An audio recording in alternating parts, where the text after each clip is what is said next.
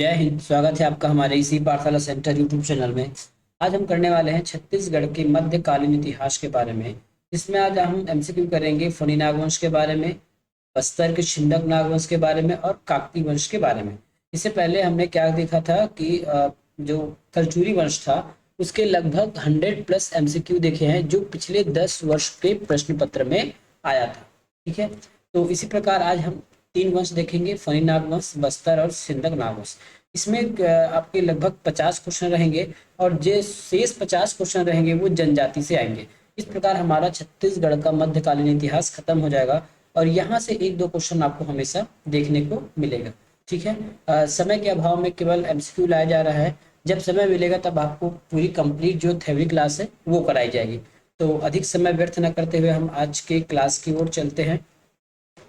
Class के आगे चलने से पहले देख लीजिए, यदि आप वीडियो की क्लास की तैयारी कर रहे हैं या फिर व्यापम किसी भी एग्जाम की, तो फ्री में आप हमारे साथ जुड़कर आपका क्लास कंप्लीट करा सकते हैं। उसके लिए आपको कोई भी चार्ज देने की आवश्यकता नहीं पड़ेगी। ठीक है, तो चलिए आज के क्लास में चलते हैं। तो सबसे पहला प्रश्न है आज का मध्यकालीन इतिहास से, अ, फणी नागवंश का शासन क्षेत्र क्या था? फणी नागवंश का शासन क्षेत्र क्या था? यदि मैं छत्तीसगढ़ का इस प्रकार की कोई मैप बनाऊं, है ना, इस प्रकार से ऐसी लगभग अंदाजन मैप, तो इस प्रकार से ये रॉन्ग ही बन गया, एकदम ही गंदा बन गया। मैं थोड़ा ठीक ठाक बनाता हूँ।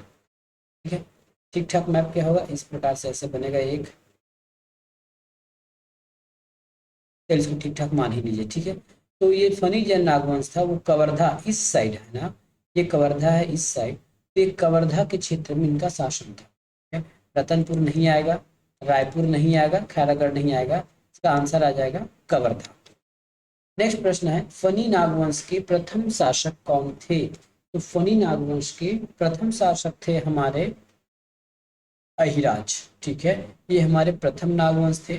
और जो मोनी देव थे ये हमारे अंतिम नागवंश थे। ठीक है, और अहिराज क्या थे हमारे प्रथम थे, और जो अंतिम वंश के शासक थे वो थे हमारे मॉर्निंग देव। इसी प्रकार पूछा गया है अंतिम शासक, तो अंतिम शासक थे इसमें मॉर्निंग देव। अब इसमें कुछ हम शासक के क्रम से देख लेते हैं कि कौन किस किस समय कौन कौन शासक आए थे। इस शासनकाल में मुख्यतः 3 शासक थे। 3 शासक कौन कौन थे? तो सबसे पहले आपके थे अहिराज। मैं इसके बारे में पहले बता देता हूँ, ये सबसे हमारे पहले राजा थे। दूसरे बाद आए हमारे रामचंद्र देव, ये दूसरे राजा थे। और तीसरा आया था मॉर्निंग देव। ठीक है, तीसरा कौन आया? तीसरा हमारे आए थे मॉर्निंग देव। अहिराज, सॉरी, ये अहिराज हमारे संस्थापक होंगे। ये हमारे संस्थापक लिख देते हैं, ये हमारे संस्थापक थे। संस्थापक के बाद आया हमारा गोपाल देव। देखिए ये, तो फिर से एक बार कंप्लीट कर लीजिए ताकि कोई भी डिस्टर्बेंस ना हो। तो संस्थापक कौन थे? तो अहिराज, ये हमारे थे संस्थापक। ठीक है, इससे पिछले क्लास में मैंने क्या बता दिया था, इसको मैं पहले बता दिया था ना, ये पहला नहीं होगा, ये आपका संस्थापक। ठीक है, ये कौन सा होगा? संस्थापक। अब देखिए ये संस्थापक हो गया, तो पहले राजा कौन कहलाएंगे इसके बाद, है ना, पहले संस्थापक के बाद या तो हम इसी को पहला राजा बोल सकते हैं। लेकिन प्रमुख राज क्रम में इसको नहीं लिया गया है। एग्जाम में आप देख लीजिएगा, यदि अहिराज दिया जाए तो उसको प्रथम शासक माना जाएगा, लेकिन इसको संस्थापक कहा जाता है मेनली। और गोपाल देव आए थे प्रथम, दूसरे में आए थे हमारे रामचंद्र देव, और तीसरे में आए थे मॉर्निंग देव। ये तीनों का काल है। ठीक है, तो अहिराज के बारे में हमने बता दिया कि ये संस्थापक थे। और इसकी संस्थापना कब हुई थी? तो ये 11वीं शताब्दी में। ठीक है, 11वीं शताब्दी में फनी नागवंश का स्थापन किया था। उसके बाद आ गए हमारे गोपाल देव जी। तो गोपाल देव जी का शासन काल क्या था हमारा? 1089 से 1089 से इनका कार्यकाल था। इन्होंने ही भोरम देव मंदिर का निर्माण कराया।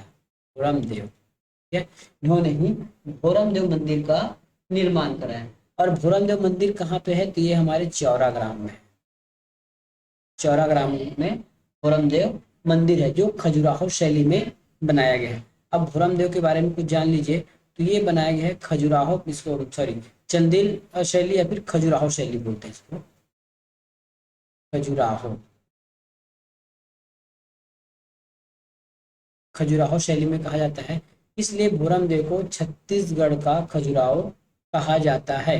ठीक है, भोरम देव को छत्तीसगढ़ का खजुराहो कहा सकता है। इसी को नागर शैली कहते हैं, नागर शैली या चंदेल शैली। नागर शैली या चंदेल शैली। ठीक है, तो गोपाल देव के बारे में बस आपको इतना जानना है कि इन्होंने सेकंड या पहला, देखिए अगर राजाओं के क्रम में देखा जाए तो ये सेकंड नंबर का है ना। कई बार संस्थापक देखा जाए तो ये अहिराज होगा, है ना। मेनली एक और याद कर लीजिए, अहिराज प्रथम, गोपाल द्वितीय, रामचंद्र तृतीय और मॉर्निंग देव चतुर्थ, जैसा ऑप्शन में दिया गया है। ठीक है, ये हमने जान लिया गोपाल देव के बारे में कि इन्होंने भोरम देव का मंदिर बनाया चौराग्राम में, इसको खजुराहो भी कहा जाता है, नागर या फिर चंदेल शैली में इसका निर्माण कराया गया है। अब चलते हैं हमारे रामचंद्र देव के लिए। रामचंद्र देव ने क्या किया था, तो रामचंद्र देव ने जो मड़वा महल है ना, मड़वा महल की ने निर्माण कराया, और इनकी जो विवाह है ना, तो कलचुरी शासक या फिर कलचुरी काल के अंबिका देवी, ठीक है, कलचुरी काल के अंबिका देवी से इनका विवाह हुआ था। ठीक है, रामचंद्र के बारे में जानने लायक ये है। और लास्ट थे हमारे मोर्निंग देव जो अंतिम शासक थे, अंतिम शासक थे, और इस प्रश्न का आंसर हो जाएगा डी। अब नेक्स्ट प्रश्न आपको आसानी से बन जाएगा। कवर्धा महल डिजाइन और निर्मित किया गया, कवर्धा महल डिजाइन और निर्मित किया गया, तो ये है महाराजा धर्म सिंह के द्वारा। ठीक है, ये क्या है, कवर्धा महल का डिजाइन धर्म सिंह के द्वारा, महाराज धर्म सिंह के द्वारा।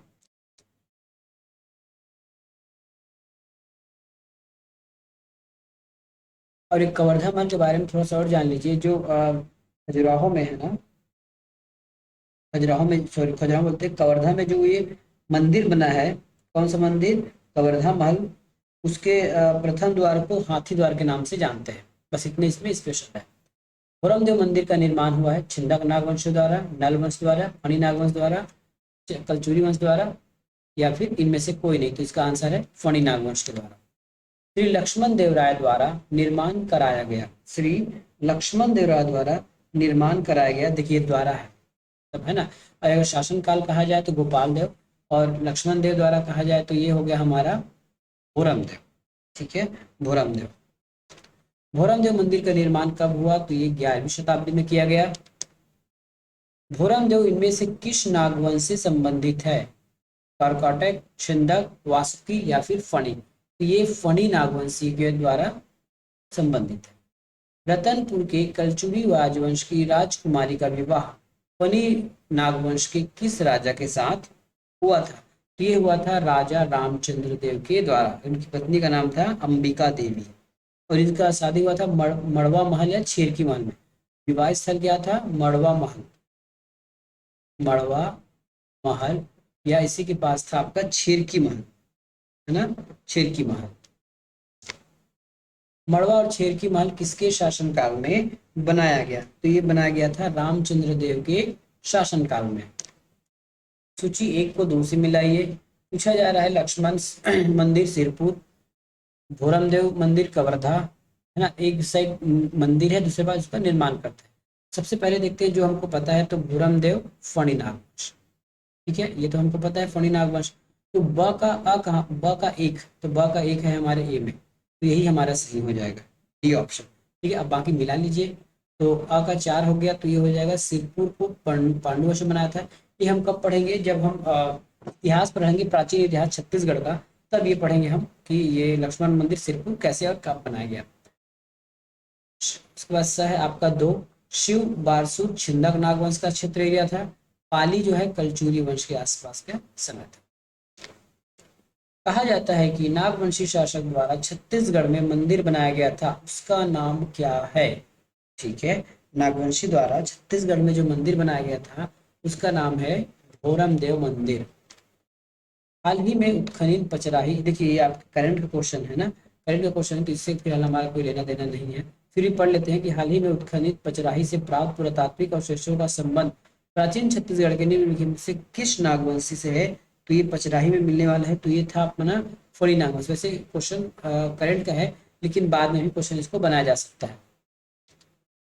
अब हम पढ़ेंगे बस्तर के छिंदक नागवंश। ठीक है, अब हम पढ़ेंगे बस्तर के छिंदक नागवंश। तो बस्तर के छिंदक नागवंश पढ़ने से पहले हम पूरे बस्तर वंश के राजाओं के बारे में पढ़ लेते हैं, एक क्विक रिवीजन। उसके बाद हम आगे का क्वेश्चन सॉल्व करेंगे। तो छत्तीसगढ़ में छिंदकी नागवंश का शासक क्रमशः है नृपति भूषण, धारावंश, मधुरांतक देव, सोमेश्वर प्रथम, इन्हीं को जाजल देव, है ना, जो जाजल देव प्रथम है, इन्हीं ने उसको पकड़ के रखा था। कन्हर देव, राजभूषण, सोमेश्वर देव द्वितीय, जगदेव भूषण, कन्हर देव, जयसिंह देव और हरिश्चंद्र, ये अंतिम शासक थे। ठीक है, तो इसके संस्थापक कौन थे? निर्वती भूषण, और अंतिम थे हरिश्चंद्र। ठीक है, हम किसके बारे में पढ़ रहे हैं फिलहाल? बस्तर के छिंदक नागवंश के बारे में पढ़ रहे हैं। सबसे पहला क्वेश्चन है, छत्तीसगढ़ के बस्तर के प्राचीन राजवंश छिंदक नागवंश से निम्नलिखित शासक संबंधित थे। अभी हमने देखा था सोमेश्वर देव है, कन्हर देव है और नरसिंह देव है। जयदेव यहाँ की नहीं है। ठीक है, जो जयदेव है ये यहाँ की नहीं है, तो जिसमें चार लगा उसको उड़ा दीजिए, इसमें चार है ये उसको उड़ाइए, ये उड़ाइए और ये उड़ाइए। जो गलत है ना उसी को जान लेंगे तो पूरा क्वेश्चन सॉल्व हो जाएगा। ये ऑप्शन नंबर हमारा हो जाएगा ए। निम्नलिखित में से कौन से शासक बस्तर के छिंदक नागवंश से संबंधित थे? बस्तर के छिंदक नागवंश। ठीक है, तो अभी हमने देखा है सोमेश्वर देव, ठीक है, कन्हर देव, और क्या क्या देखा था इसमें? दो ही देखा था ना, गोपाल देव और जयसिंह देव जो है यहाँ के शासक नहीं थे, तो हमारा आंसर हो गया, सॉरी, ये जयसिंह देव भी हमने देखा था क्या? एक बार देख लेते हैं। जयसिंह देव, ये देखिए, जयसिंह देव प्रथम थे जो 9वें क्रम के थे, तो इसके हिसाब से हमारा आंसर हो जाएगा। गोपाल देव बस नहीं आएगा, बाकी 1, 3 और 4 ये आंसर हो जाएगा। सोमेश्वर, कन्हर और जयसिंह देव। प्राचीन बस्तर के छिंदक नागवंश में निम्नलिखित शासक थे? सोमेश्वर देव, कन्हर देव, जयसिंह देव और परमेश्वर देव। देखिए परमेश्वर देव कहीं आपको दिख रहा है क्या?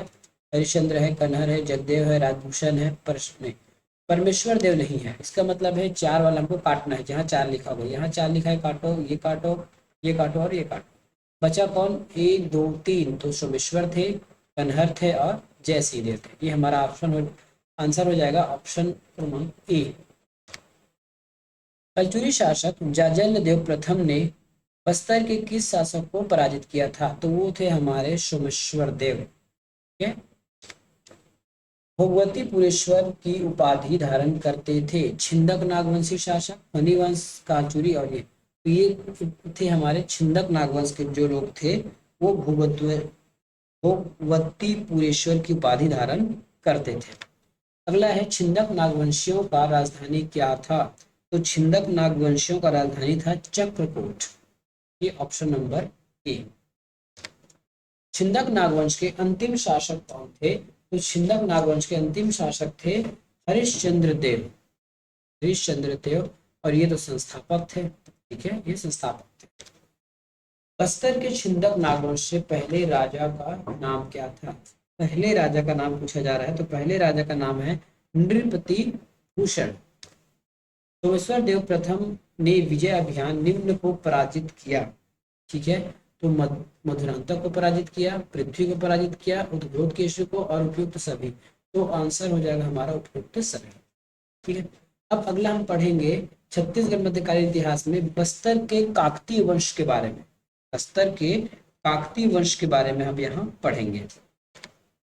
सबसे पहले हमारा प्रश्न आता है कि बस्तर के छिंदक वंश की काकतीय शासक किस स्थान के शासक थे? तो ये थे हमारे, इसको विलोपित कर दिया है ना, द्वार समुद्र, वारंगल, मदुरै और बादामी। बस्तर के छिंदक नागवंश के काकतीय शासक किस शासन के उपस्थित थे? ये संभवतः आपके तेलंगाना वाला थे, है ना, इसलिए इसको विलोपित कर दिया गया है, इसको कैंसिल कीजिए। बस्तर के चालुक्य वंश का संस्थापक कौन था? बस्तर के चालुक्य वंश के स्थापक था आपका अन्नम देव। कौन से थे? अन्नम देव। बस्तर में रहने वाले खालिस्तान की जीवन शैली और तौर तरीके आंध्र प्रदेश के वारंगल जिले में रहने वाले उनके समकक्षों की तरह है। हल्बा, कोरवा, ध्रुवा और कोड। इसमें आंसर आ जाएगा हमारा हल्बा जीवन। हल्बा जीवन। बस्तर में चालुक्य वंश की स्थापना कब हुई थी? बस्तर में चालुक्य वंश की स्थापना हुई थी 1324 ईस्वी में।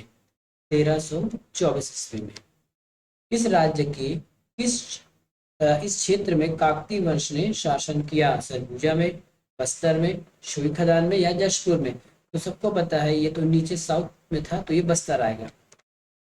दंतेवाड़ा की देवी दंतेश्वरी निम्न में से किस राजवंश की कुल देवी थी? तो किस वंश की कुल देवी थी? तो ये काकतीय वंश की कुल देवी थी। किस वंश की? काकतीय वंश की। ठीक है, सातवाहन हो नहीं सकता, ये उत्तर भारत में था। कलचुरी भी नहीं था, ये तो ऊपर था ना, मध्य छत्तीसगढ़ के आसपास था। छिंदा का नाग वंश भी नहीं हो सकता, तो ये था काकतीय वंश। अजमेर सिंह और दरिया देव के मध्य युद्ध का क्या कारण था? तो उनके बीच युद्ध का क्या कारण था, हमको ये बताना है। तो युद्ध का कारण था सत्ता के उत्तराधिकारी को लेकर, है ना, कि कौन राजा बनेगा, बस इसी बात से, है ना। तालाब के लिए कौन लड़ेगा? अंग्रेज के लिए कोई लड़ेगा नहीं, ठीक है। तो सत्ता के उत्तराधिकारी के लिए इनका बीच संघर्ष हुआ। कोटपाड़ की संधि कब हुई? कोटपाड़ की संधि कब हुई? ये मराठा काल के समय हुई थी, 1778 में। ठीक है, 1778 में कोटपाड़ की संधि से अंग्रेजों या फिर मराठाओं का रास्ता खुल गया बस्तर में। निम्नलिखित में से किस संधि के द्वारा इस राज्य का बस्तर में मराठा नियंत्रण आ गया? ये था हमारा कोटपाड़ की संधि। ठीक है, कोटपाड़ की संधि ये था, इसमें बस्तर नियंत्रण में आ गया। भोपालपट्टनम संघर्ष किस वर्ष हुआ था? ये वैसे जनजाति वाला आपका पार्ट है, जैसे ही हम जनजाति पढ़ेंगे तो बहुत अच्छे से इस पार्ट को हम सॉल्व करेंगे। फिलहाल ये ऑप्शन है हमारा 1795 में, भोपालपट्टनम में। और इसका वो था, कोई संघर्ष नहीं था, एक आए थे मिस्टर ब्लंट। मिस्टर ब्लंट नाम के एक दार्शनिक आए थे, या फिर एक विदेशी यात्री आए थे। उन्हें भोपालपट्टनम में प्रवेश नहीं दिया गया, बस यही इसका संघर्ष था।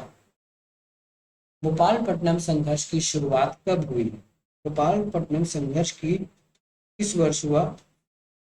कैसे इसका जो शुरुआत है वो किस वर्ष हुआ? तो ये हुआ 1795 में, 1795 में। भोपालपट्टनम संघर्ष के मुख्य कारण थे अंग्रेजों की शोषण नीति, बस्तर मिस्टर विलय होना, मिस्टर ब्लंट के आगमन पर। बाकी इसका कोई कारण नहीं है। इस राज्य का निम्नलिखित में से कौन सा शहर चौराहों के शहर से नाम से जाना जाता है? तो वो है हमारा जगदलपुर। जगदलपुर को चौराहों के शहर के नाम से जाना जाता है। किसने जगदलपुर चौराहों का शहर के चौराहों के रूप में विकास किया? मतलब वहां चौराहों बनाने का श्रेय किसको जाता है? ये हमारे राजा थे रुद्र प्रताप देव। ठीक है? रुद्र प्रताप देव ने चौराहों का नगर बसाया जगदल। छत्तीसगढ़ में काकतीय शासक एवं उसकी राजधानी सुमेलित नहीं है। अन्नमदेव मंगोता, पुरुषोत्तम चक्रपुर, भोपाल देव दंतेवाड़ा और दलपत देव जगदलपुर। इसमें से कौन सा जो है सुमेलित नहीं है? देखिए, अन्नम देव के द्वारा मंगोता बनाया गया, ये सही है। पुरुषोत्तम देव के द्वारा चक्रकूट बनाया गया, ये भी सही है। उसके बाद है जगदेव द्वारा बस्तर बनाया गया। जगदेव द्वारा बस्तर बनाया गया, तो बस्तर को जगदलपुर कहते हैं, तो ये भी सही हो गया। भोपाल देव दंतेवाड़ा, ये गलत है। बस्तर क्षेत्र पर आक्रमण करने वाला प्रथम भोसला सेनापति कौन था? ये था हमारे नीलू पंथ। है, नीलू पंथ। निम्नलिखित में से किस शासनकाल में गोंचा पर्व की शुरुआत हुई? गोंचा पर्व की शुरुआत हुई तो ये हमारे रुद्र प्रताप देव के समय। ठीक है, रुद्र प्रताप देव के समय। यहाँ इसमें ऑप्शन दिया, अन्नम देव है, दरिया देव है, पुरुषोत्तम देव है, दलपत देव है।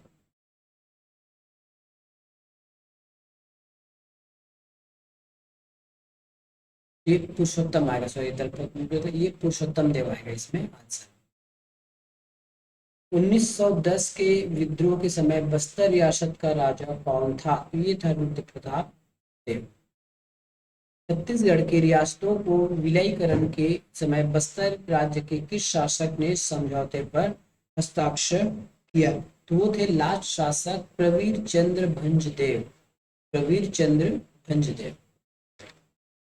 बस्तर की रानी जुगराज कुंवर ने अपने राजा के विरुद्ध कब विद्रोह किया था? अपने राजा के विरुद्ध कब विद्रोह किया था? तो ये 1878 से 82 के मध्य किया था। तो इसका क्या कारण था? तो जुग कुंवर, जिसे रानी चोरिस के नाम से जाना जाता है, इसने अपने पति शासक भैरम देव के खिलाफ, ये जुग कुंवर है जिसको रानी चोरिस बोलते हैं, रानी चोरिस। ठीक है, रानी चोरिस बोलते हैं, अपने पति के खिलाफ ने पति कौन थे इसके पति? इनके पति का नाम था भैरम देव। भैरम देव के खिलाफ उन्होंने संघर्ष किया। क्या कारण था फिलहाल से पता नहीं है, जब हम देखेंगे ना जनजाति विद्रोह तो इसमें अपनी से डिटेल से बताएंगे आपको। भ्रमरकोट किस नगर का प्राचीन नाम है? भ्रमरकोट बस्तर का प्राचीन नाम है। बस्तर का प्राचीन नाम है। निम्नलिखित कथनों को पढ़िए और सही विकल्प का चयन कीजिए। प्रफुल्ल कुमारी देवी छत्तीसगढ़ की द्वितीय महिला शासक थी। ठीक है। दूसरा है प्रफुल्ल कुमारी देवी का राज्याभिषेक 1916 में हुआ। राज्याभिषेक के समय प्रफुल्ल कुमारी देवी की आयु 12 वर्ष थी। 12 वर्ष थी। तो इसका आंसर हो जाएगा डी। 1 और 2 गलत है, लेकिन 3 जो है वो सही है। ठीक है, 1 2 गलत है और 3 सही है। किस वंश के शासक ने जगदलपुर पर दलपत सागर बनवाया? तो दलपत सागर किसने बनवाया था? ये काकतीय वंश वालों ने बनाया था दलपत सागर। बस्तर में काकतीय वंश के निम्नलिखित शासकों की सही क्रम निर्धारित कीजिए। तो सही क्रम निर्धारित करना है। तो दलपत देव में आए थे आपके दलपत द्रुपल देव। ठीक है,